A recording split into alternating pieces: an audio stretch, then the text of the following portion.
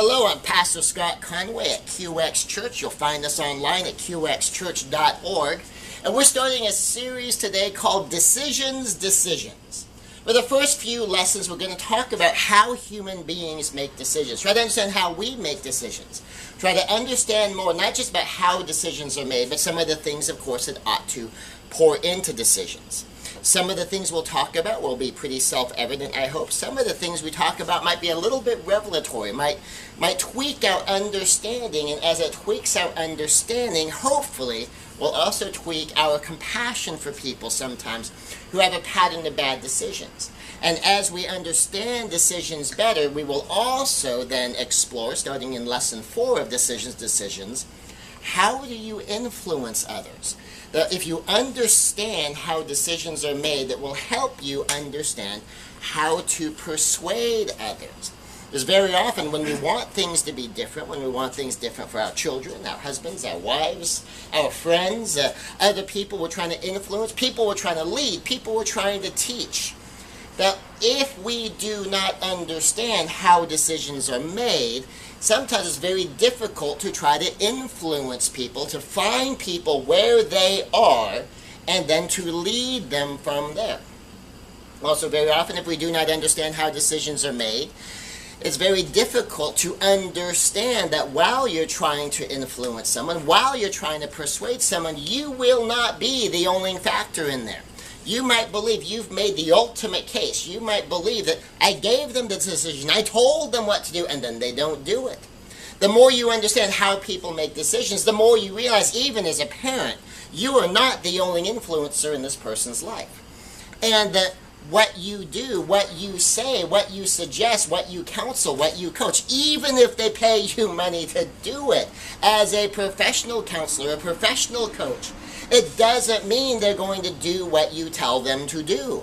Even if in the moment of the meeting they 100% agree with you. The better you understand all the things that go into decisions, the more you can try to understand where someone is. The more you can try to find them and find some of the key factors that are influencing the decision, and to see if you can, and sometimes if you even should, try to influence them. Next week, we're going to be talking about some scriptures. We're going to be talking about a number of proverbs and how that factors into the decision-making process. Some principles and applications. We're going to pick that up next week so that we can understand not just how decisions get made, but we can understand that the Bible talks about how these decisions get made. The truth of these things has been found in the Bible literally for thousands of years. And when we can see that, we can begin to understand that, so this isn't like a 21st century human problem of modern civilization. That this is a nature of humanity problem that has been around like this for centuries, for millennia, since probably the dawn of conscious thought. In Lesson 3, we're going to talk specifically about the choice to accept or reject Jesus Christ as Savior, and how and why people make that particular decision. And if we understand that, people who do witnessing, people who do evangelism, people who share their faith, people who try to draw people to Christ, sometimes they're baffled by why people would reject Jesus Christ. And sometimes they're equally baffled by someone who would so easily accept Jesus Christ, believing sometimes the Holy Spirit must have been moving in their heart. Others have planted, others have what? And I get blessed with bringing in the harvest, but then they go back and they find out that there's no fruit, there's no change, there's no commitment. Maybe the very next week they accepted some other Savior, they've headed down some other path. And if you understand how decisions are made, if you understand how these things work, such things are much less surprising. And in fact, sometimes someone who all too readily accepts Jesus as Savior, all too readily makes a commitment, might give you pause rather than just praise. To understand that maybe this person is going to need some additional undergirding. Maybe they're going to need more than you think that they need, because maybe they haven't been fed as much as you might think they've been fed. So decisions. Now, one of the things I want to particularly focus on today is Matthew 7, 1 and 2, 1 through 3. But I want to focus on verse number 1. Verse number 1 says, "Judge not, lest you be judged." Judge not, lest you be judged. Now, we're talking about decisions. Now, one decision sometimes people make is to pass judgment on somebody else.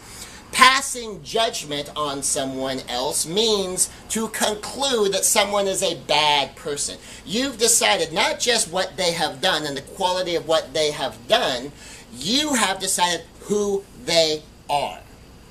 That they've maybe done something, and rather than conclude you are a person who is able and willing to do the thing that you did under the circumstances with which you did it. Well, that would be true. That would be judging with righteous judgment. That would be hitting the nail right on the head. But sometimes someone will do something and you cast judgment on their total identity based upon what they did. So, for instance, if someone tells a lie and you know that they're lying, you know they know what the truth is, and you know they intentionally told you a falsehood. They have lied. Now, a righteous judgment you can make is, this is a person who is willing to lie under these circumstances for these reasons. That's an appropriate judgment. How do you know? Because there's someone who did lie under these circumstances and for these reasons. Does that mean in general that they are a liar, that you can never believe anything that they say? Or is there a context to it? So that's one big thing. So say, for instance, you find out, okay, I present to you a father, a husband, who has flat out lied, and his wife watched him lie. His kids watched him lie. He did this in front of his family. What kind of example is he setting? Now, most people would be more than happy to jump on and say, well, he's a liar. He shouldn't do that. That's a bad husband. That's a bad father. That's a bad leader. Now, what if I expand the story to say this is the story of my great-grandfather, who was in Germany at the time, and he lied to the German officials in front of his wife, in front of his kids, solicited their participation in the lie because they were hiding Jews in a hidden room in their attic. And when he was asked point blank if he knew where any Jews were hiding, if he knew if anyone was hiding any Jews in the neighborhood, he flat out said, "No, I don't." And I promise you, if I did, I would absolutely tell you I am a loyal citizen of Germany. Now would you go like, oh, well, he's still a liar. He shouldn't have done that. He's a bad person. Well, now all of a sudden you have a context. You go, oh, well, under those kind of circumstances, that's a good thing. He's lying to, do a good thing as against bad people, and that's okay. And so when you understand more of the context, when you have more understanding, and you go, okay, well, is he a man who is willing to lie under those circumstances for those reasons? Well, that answer clearly is yes in this story.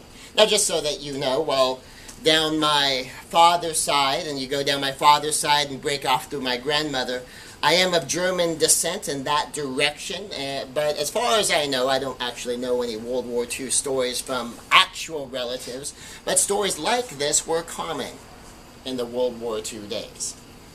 Now, I'm sure there's also plenty of stories where it was unsuccessful, and those stories, I'm sure, tend not to get told. But judge not, lest you be judged. For what judgment you judge others, so shall you be judged. And so one of the principles here is one of the reasons you do not judge, one of the reasons you don't cast global judgment on a specific instance, is because if you declare that is the appropriate way to pass judgment, then that is how you will be judged. It is almost as though God warns us. You want to set the standard? You tell me what the standard is. If you want to judge somebody else, based upon something that they did, and rather than judge the action, and that they are a person willing to do that action for those reasons, under those circumstances, and you want to declare who they are based upon one thing that they did, okay, let's take a look at the things you've done now. And let's apply your standard to you. If you want to take someone else's emotional outburst, and you want to judge them for that, as who they are as a person.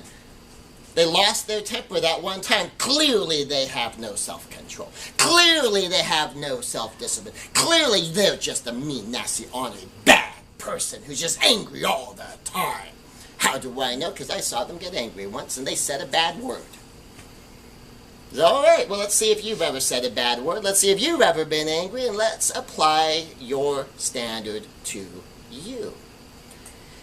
In this verse, we find one of several applications throughout the Bible of our core principle number 2.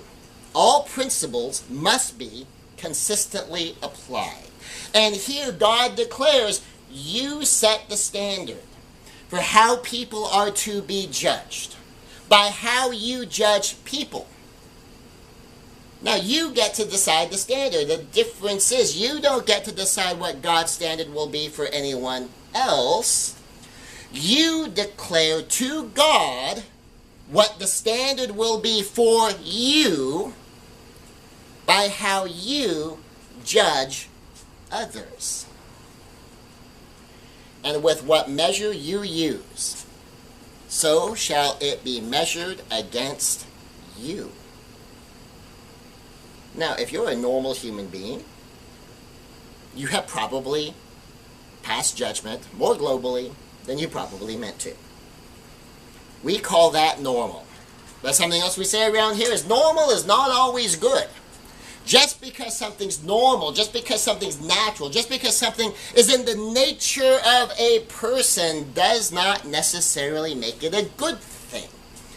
Pretty much all of us have done this, and if you have done this, may I suggest this is one of those things to which you go to God and you ask for His forgiveness, knowing that He is worthy and true to forgive you your sins if you will confess your sins, and judging others, extending the judgment beyond what actually happened, is a sin. Now let's go even beyond that. This is something else that people are very often guilty of, is they judge the action as more than what even the individual action was. So we use lying as an example. That if someone lies, well, the way we define lying around here is lying is when you speak as truth that which you know is not truth when you speak it. That's a lie. Now, on the other hand, if you speak as truth that which you believe to be true when you speak it, but you are in error, that we call a mistake. What you said, you believed was true, it's just that it wasn't right. You were wrong, but you didn't lie. Does that make sense? Now suppose somebody is wrong, and you accuse them of lying. Basically, what you're accusing them of is you knew what you said wasn't true. Another place sometimes people will make the leap is when someone says something you don't believe is true. The speaker does believe it's true. And it's quite possible neither one of you really knows for sure. You have different beliefs about what is true. But the person speaks as truth, that which they believe to be true. Maybe it's ambiguous as to exactly how true it is. That there's a difference of opinion. Maybe the knowledge of exactly what happened is what we would call in law hearsay. That you heard it from someone else told you what happened, and so you speak as truth. What you heard happened, and the other person heard it differently. Your classic he said, she said. And the person who speaks as truth, that which they believe to be true, based upon their best available information, and they really do believe this is what happened, because that's the information that they were given. And you have just different information. And you go, you're a liar! Well, that's an even bigger leap. Sometimes people will accuse someone else of lying just because they don't like it. I don't like what you said. I don't want it to be true. You have to be lying. And sometimes people will jump to that conclusion because they really desperately want the truth to be something, regardless of whether or not it is, and they don't want to hear it, even if it is true. Another place sometimes we get this is just simple communication difficulties. That the vocabulary somebody uses, their ability to convey an idea, might be somewhat limited. And the words that they use could be interpreted a number of ways, or perhaps even they misspoke. That they have this idea in their head that they're trying to communicate, but trying to put words to these abstractions is a little bit of a challenge for them. And so what they're speaking might even line up with the actual truth. What they're speaking may actually line up with their idea of the truth, but because of the ambiguity, because of the vagueness in their vocabulary, you just get a different picture in your head than the picture that's in their head. And it would be a massive leap to go, you're lying! And they might be telling the truth. And someone else who is listening to them and might actually know the story will listen to everything they say and then, no, I was there. I saw what actually happened. That matches. So, no, you're lying. And then, because you said, and then, of course, what's someone going to do? They're going to describe from the picture that's in their own head, which may or may not match up very well with the picture in the other person's head, depending upon the ambiguity and the vagueness of their vocabulary. So that would be a massive leap in judgment. So, judge not lest you be judged. And one of the ways to help you walk this verse out better is to have better understanding.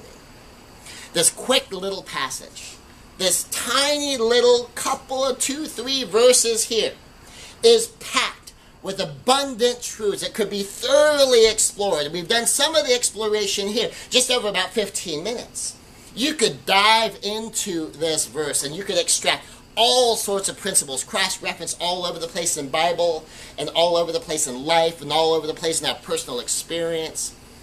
We've already just dove in pretty quick right here, and you can look at it and start to think and consider like, wow, there really is a lot in there. No wonder it's important to not judge.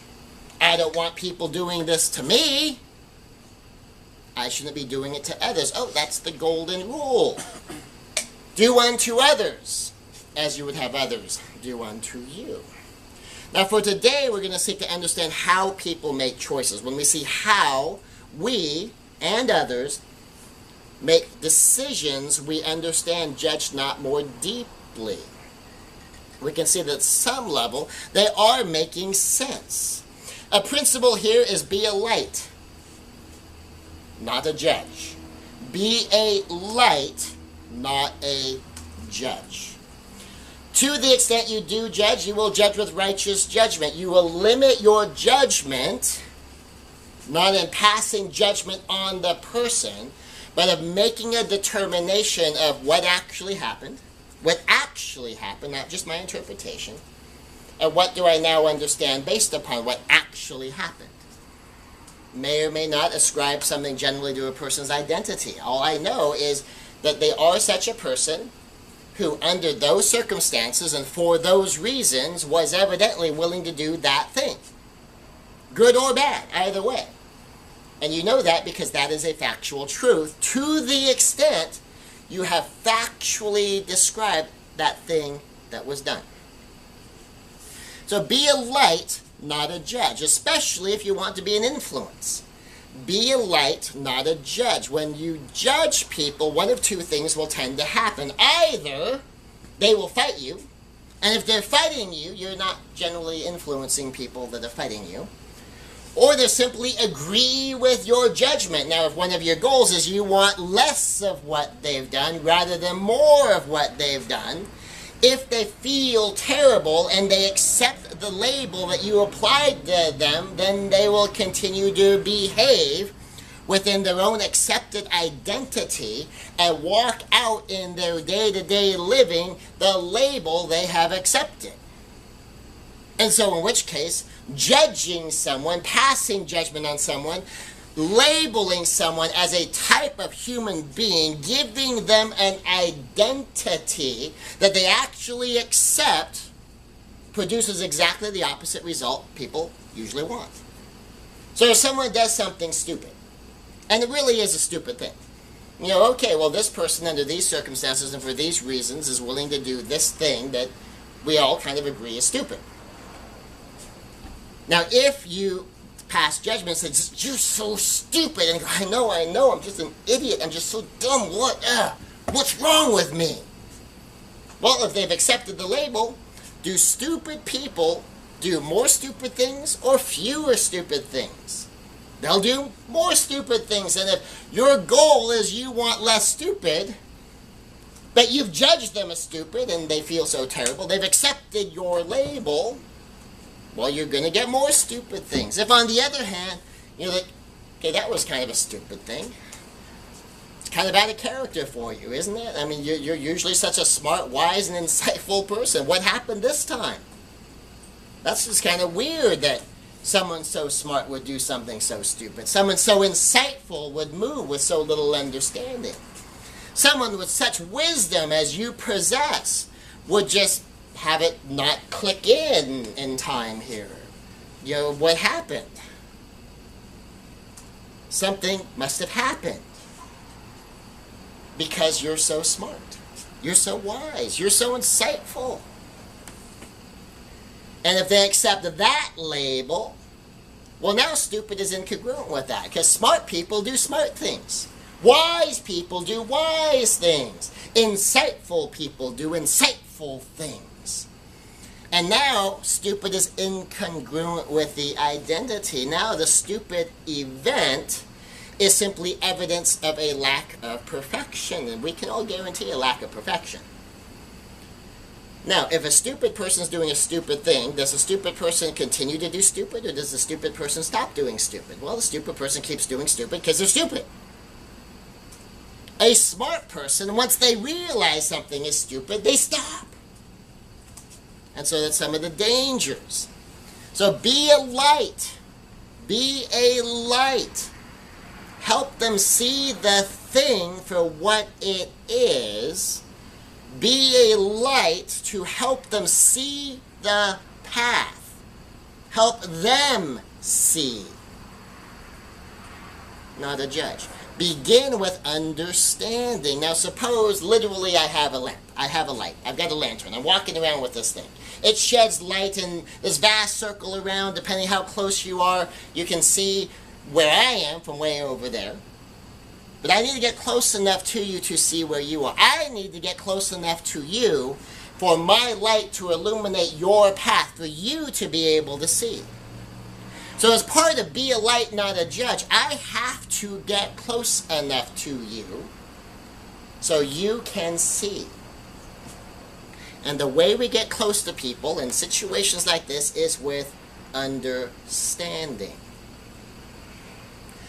The more I understand where you are, the more I can be a light. The more I understand where you're coming from, the more I understand where you're trying to go, the more I can be a light. The more I can be a help. The more I can be a guide. Be a light, not a judge. Begin with understanding. Find them where they are. Now, you can even be a light with limited understanding, like a lighthouse. You can be the light in the distance. You can be the example. You could be someone they could look to and understand, okay, there's the light over there. Sometimes the light can be, I need to move in that direction. Sometimes the light is the opposite of, I need to avoid that spot. That they see you. Sometimes your light represents what they don't want to do. It's a warning. Lighthouses are warnings. They do two things. They say, over here is where the shore is. You can set your bearings by me, but don't get too close because I'm here to warn you. I'm a lighthouse. That's my job. But if someone is to follow you, you're also being a light. Something else you can do from a distance. The problem being, if their job is to follow you, not only must they see you, they must have some understanding of the path between where they are and where you are. Now that's assuming they want to follow you. If you want to be a light in their life to help them be them, to help them fulfill their role, to help them fulfill their goal, to help them fulfill their values, you need to come alongside and be there with them and for them. All choices make sense at some level. All people choose, and this is the basic thing to always remember. All people always choose the best choice from a perceived menu of options. The best choice, as they see it, from a perceived menu of options.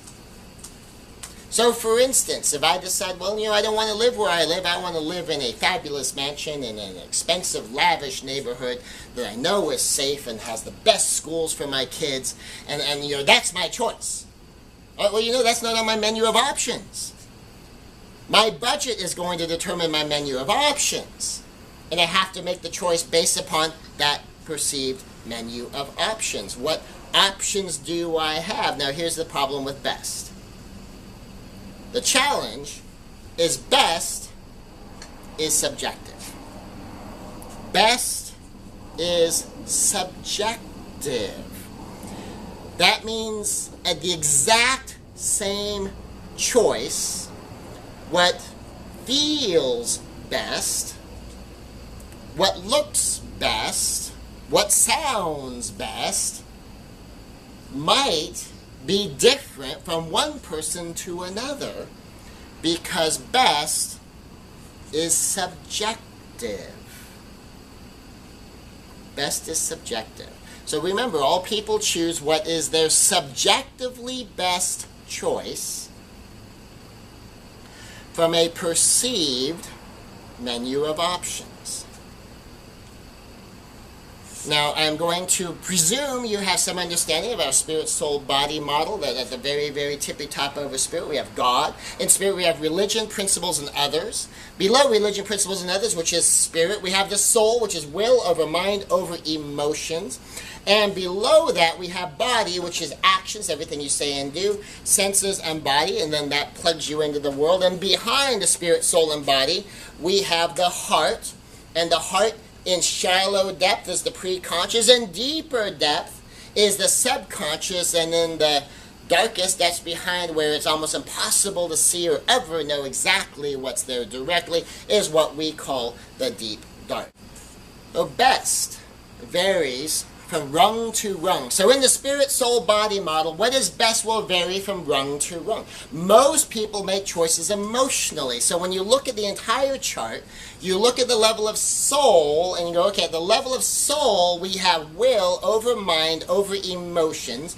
At the level of body, we have action, senses, body. Most people fixate at the emotion level, and that's where most people's choices come from. Most people make decisions emotionally, and they will justify it rationally. They're not making decisions rationally and then justifying them emotionally. They're making decisions emotionally and they're justifying them rationally. Now think of emotion, and then think of action, senses, and the body, and even the world as prompts. At the emotional level, you may have a prompt. You may have a desire. You may have a want. Something you want to get more of, something you want to have less of. Something you want to get, something you want to get rid of.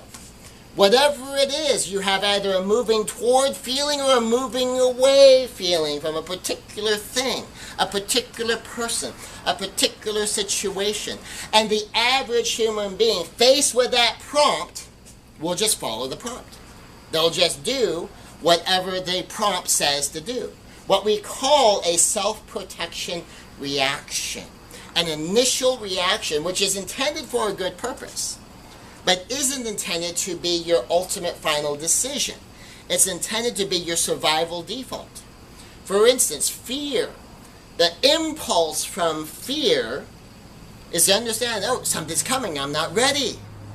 And there's the freeze, flight, or fight response, where either you'll tend to freeze in an attempt to not be seen, or you'll attempt to flee in an attempt to not be seen, or not to be affected by that thing that scares you. We call that, in short, hide. Some people prompted by fear will always do a version of hiding instead of evaluating, well, what do I think is coming? Let me take a look at it. Am I ready? Maybe I am, maybe I'm not. Let me take a look at it. If the thing that is coming is something that may come again, even if I not need to hide this time, is this something I need to get ready for? What does ready look like? How do I bridge any gap that may exist? Or maybe I am ready, I just don't feel ready. Anger. The self-protection reaction to anger is to impose rule by force. Anger means a broken rule. Someone did something, you don't like it. You think that ought to be different. And you get angry when they don't do what you wanted them to do based upon whatever your personal rule set is for the behavior of other people. And so you get angry that someone broke your rule. Well, the self-protection reaction is to impose rule by force. Because our system is designed with the presumption that we have chosen wise rules. And the self-protection reaction will tend to make us want to use whatever level of coercion, persuasion, influence, force, judgment, yelling, screaming, threatening as it might take to get the person to do what we think they should do. Well, this is a self-protection reaction from the built-in assumption that these rules are important. Now you can imagine, say, you're out in hunting gathering days and you're out in the field and you have certain rules of how you do this, so no one gets eaten by the thing you're hunting, or no one gets eaten by something else that's hunting the thing you're hunting. And they make noise they shouldn't make. They do something they shouldn't do. And if they do that, someone could get hurt. Someone could get killed. Maybe them, maybe someone who's not them, and you get angry and you want to, don't you know what you're doing? Well, there's good reasons for needing to impose the rule by force in survival circumstances. And so that's why these defaults are there, with certain assumptions built into the system that for most of human history has been relevant to human existence. However, in modern civilization, we don't run into nearly as many life or death situations as we might have in the pre-industrial age, in the frontier days, in the Wild West days, in medieval times, bandits and brigands, in hunter-gatherer times, or in times where there's no means of communication. I mean, now, you get on the phone, you dial 911, police are on the way. They might be here in minutes, they might be here in hours, but whatever, somebody can be called for help. But if you lived on a farm and your nearest neighbor was 1.5 miles away, and in order to go get help, you were going to have to get through the danger to go get that. Well, it's a little harder to get help. So these self-protection reactions had their place for most of human history, for most human beings. So some of these things make perfect sense. So emotion is there to be a prompt. It's there to guide you in, okay, by default, in a life and death survival situation, here's what you do. But we're also supposed to be thinking beings. And our mind is supposed to step in and say, okay, all right, I survived, I'm alive. The first couple of seconds has gone by, no one's dead yet. All right, let me look at this and let me think about this rationally. Let me look at my options. Let me look at the variables and let me make a decision. Let me make a choice in the will based upon my analysis and my understanding of all the important higher level spiritual things. People, principles, revelation. Your actions, the things you say, the things you do, can be a prompt. Your senses, the things you see, the things you hear, the things you touch, can be a prompt. Your physical body, the sensations you have in it, the feelings of pain or soreness, the feelings of pleasure, the feelings of hunger, the feelings of can be a prompt. Some circumstances out in the world can be a prompt. Most people just bring that up to the emotion level and they act on what they feel. That's normal. But as you climb the ladder, as you go beyond emotions, you get to the mind. That's that logic. Let me look at it. Let me analyze it. Let me see what are the actual variables in play. What's the cause and effect of all of this? What are my options? Create a logical menu of options. And it goes up to will to make a decision. And if you're developed spiritually, it goes up to the level of others of, okay, what is the loving way to respond? In a bigger picture, that this isn't about me, it's about everyone, whichever everyone applies to the situation. I am one of everyone, so I need to factor myself into this, not be a martyr. So it's not about me, or only me, it's about everyone, it's about all of us, and I need to make sure I include myself. Sometimes, moms in particular seem very often to walk in the martyr syndrome. They're so busy taking care of their kids that they never take care of themselves. Some get so busy taking care of the kids, they're not seeing to their husbands or to themselves. And the adults end up focused down a generation, and then, they look at each other one day and go, I'm sorry, who are you again? You look familiar. Don't I have a picture of you somewhere? And so maintaining energy to maintain that relationship. And it's the others level. Basic spirituality is about love. Principles. What's the cause and effect of this? What's the long-term ramifications? How do things like this work? Religion. Does your religion dictate to you a limitation of your options? Does your religion dictate to you certain mandated things that are supposed to be on your list, whether you might normally and naturally in your flesh think of it yourself?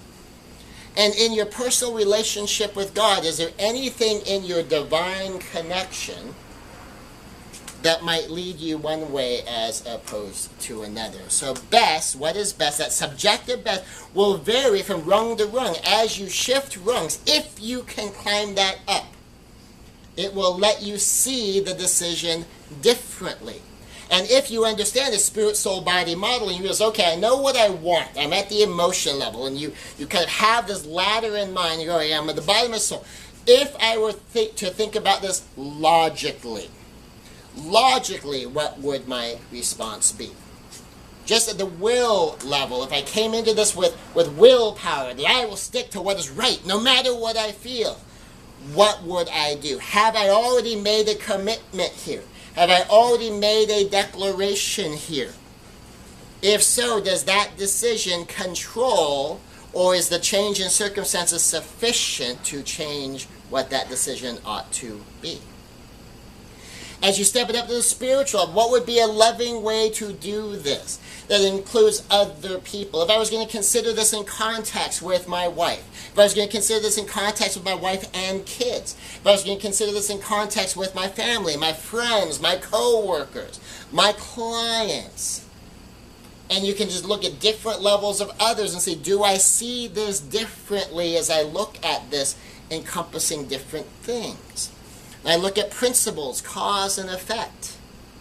What will the long-term repercussions be? How did this happen, cause and effect? What principles apply to a situation like this? Moral principles, ethical principles, and simple cause and effect principles. And as you step it up to the level of religion, to the level of God, and you're looking at it from a more divine perspective, does that change how you should make that decision? And as you take a look at these things, very often you find that best will vary, sometimes greatly, from rung to rung. Best varies based on values, the individual values, moving toward values, moving away values, and how you prioritize them. Now what values basically are, it's what's most important to you in whatever it is. So I ask you, what's most important to you in life? And suppose someone said, well, what's most important to me in life is success. That's what you need to have. You need to have success. Well, then how are they going to make their choices? How are they going to make their decisions? They're going to see it from the perspective of success. What if someone else says, well, what's most important to me in life is connection. Just that human connection. Well, suppose these two people are business partners. And one of the questions you have is maybe an individual, and you don't know if you want to keep them or not because, darn it, they're not helping you guys succeed. But the other person looks at them and says, but, they're a friend. They've been with us a long time. They're loyal. This is an important human being to us. And the success person might say, well, I understand, they're important as a human being, but this is a business, and business is about business, and this is about success. And we can't have someone in our business that isn't helping the business succeed. And exactly the same variables, two different people could see it very differently. Now, if they can find a higher third alternative, they might find a way to do both, or they might not. They might just end up fighting. Not because one person's right and one person's wrong, but because their values are different. Because their values are different. And I have a whole program that goes into moving toward values, moving away values, how you prioritize, hierarchies, the distance between them, all sorts of things. And because that is already available, and if you're listening to the audio, those are available on my personal website, and there is a fee for those. For those who are here live, anybody who is here and a member of this church can get a copy of this absolutely free. So when I refer people to my programs, if you're listening, if you go to the website, you'll see there's an expectation that you'll be paying for those. If you're physically here live, if you're one of my personal live people that comes to me for spiritual nourishment, I make all these things available to you for free. And so I'm not going to summarize a 12-lesson program that's available for you if you're here for free. Now, part of the reason, if you're listening to this, that I do that is because if you're here, well, you're probably tithing. Not necessarily of money, but of your time, your talent, your treasure. And so you're contributing here. You're part of the life here. And if you're part of the life here, this is part of you. You feed into the community. You feed into the culture. And as a result, we feed to you as well. And so it's reciprocal. We give to you, you give to us, and all of this is available to you for free. Now, if you're just a listener of the audios or a watcher of the videos, chances are you're not contributing in a meaningful way here. And so one of the ways we ask for you to give back, if you hear something in the program or something about a program, you can go purchase the program, and that's a way to give back. Now, what's best subjectively may vary on roles. It may vary based on roles. Now, there's something called Miles' Law. Miles' Law is a principle that says where you stand depends on where you sit. Where you stand depends on where you sit. Now, very often, a clean example of this, pretty much anyone can relate to, is parenting. Now, try to imagine being an adult. Try to imagine you're an adult living in a place all by yourself. You see messes, you see corners. Do you really worry about that all that much? Maybe you do, maybe you don't. It may not be all that important. Now all of a sudden assume you've had a kid. Now assume you got a little kid crawling around. All of a sudden, you see things differently. That thing you might have seen on the floor, but don't worry about it. It's no big deal. Now all of a sudden you're thinking, hey, that kid could pick that up and stick it in his mouth. We can't have that there. All those corners, you might not have thought anything about it. All of a sudden go, whoa, that kid could bang his head against that. That's not safe. How about watching movies? How about you're watching movies? Some adult friends sitting around watching movies, watching scenes, certain vocabulary gets used, certain activity happens in the movie. You may not think twice about it. Fits the story. Now imagine you're sitting there with your 6-year-old. All of a sudden go, whoa, cover the ears, cover the eyes. No, we can't have my kids see this. Miles' law, where you stand depends upon where you sit. So best will subjectively vary based on roles, based on where you sit, on what role you fulfill. What's best will vary on goals. What are you trying to achieve? What are you trying to achieve? So for instance, if you go to somebody's birthday party and there's cake, and your focus, my goal here is to enjoy the celebration of my friend's birthday. Gonna have cake? Probably. Gonna have ice cream? Probably. It's part of the party, part of the celebration. If it's, a drinking party and you're a drinker, you're gonna have a drink? Probably. It's part of the celebration. Now, what if, however, you go to the same party, but one of your top goals is you're working on your physique right now. You're working on your physical health. You're trying to develop a healthy physique, a fit physique. You're watching what you eat. Maybe you do or don't have cheat days built into your system, but for whatever reason, today's not the day. Maybe you're doing an ultimate reset with my wife, and for 21 days, every single meal is set for you for 21 days.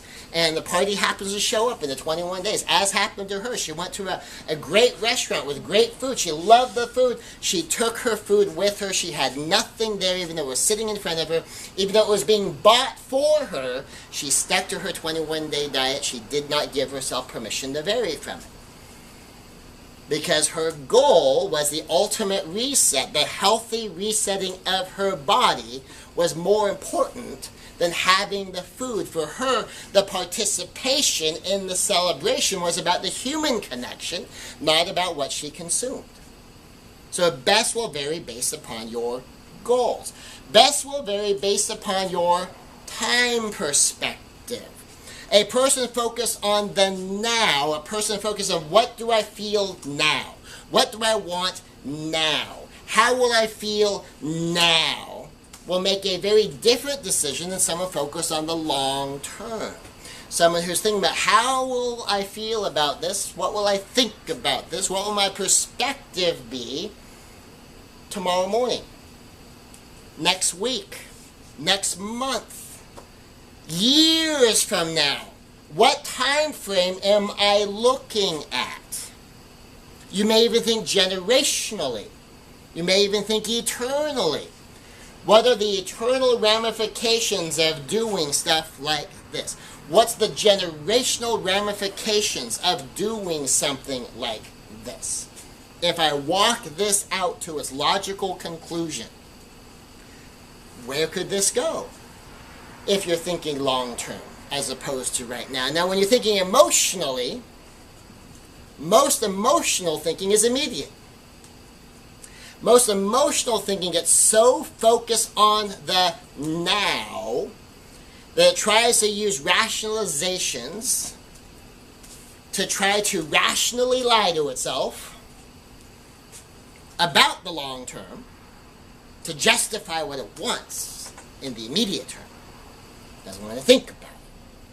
Oh, well, that's not, well, here, yeah, we'll do these different things, and I'm sure those will work. Oh, I don't like this diet program. It's too hard. I just need to quit this diet, because, I found some bad stuff about this diet on the internet from someone selling a different diet. And so they want to quit. Now, to which I usually tell people, all right, well, quitting one program is fine, so long as you're moving to something you believe is better. Long as people, well, I don't really know, it's better. I just, I don't like it anymore, and so I just feel like quitting.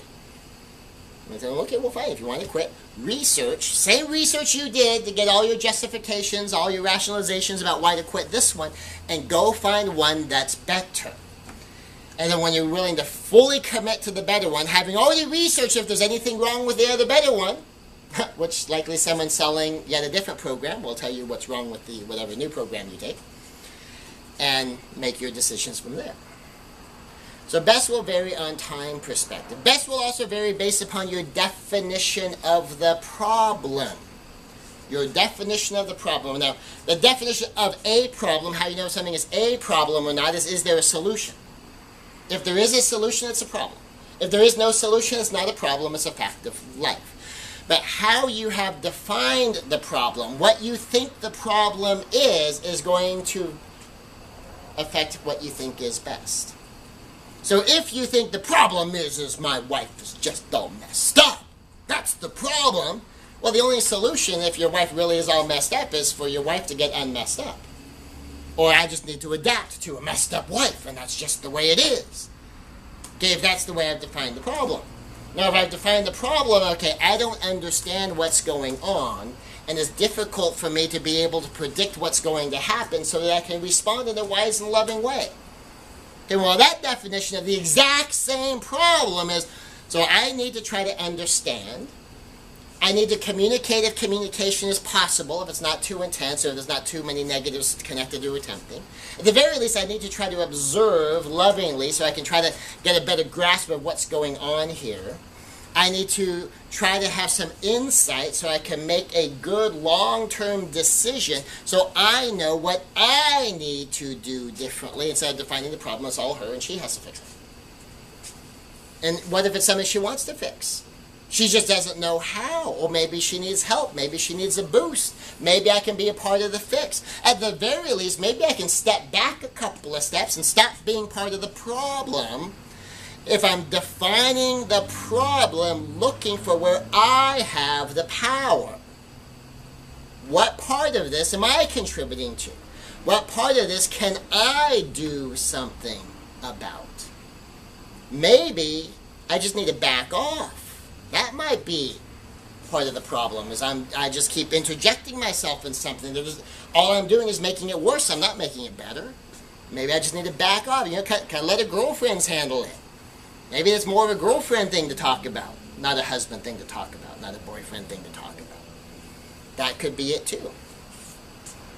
So best will vary based on the definition of the problem, and best will vary based upon an understanding of the variables.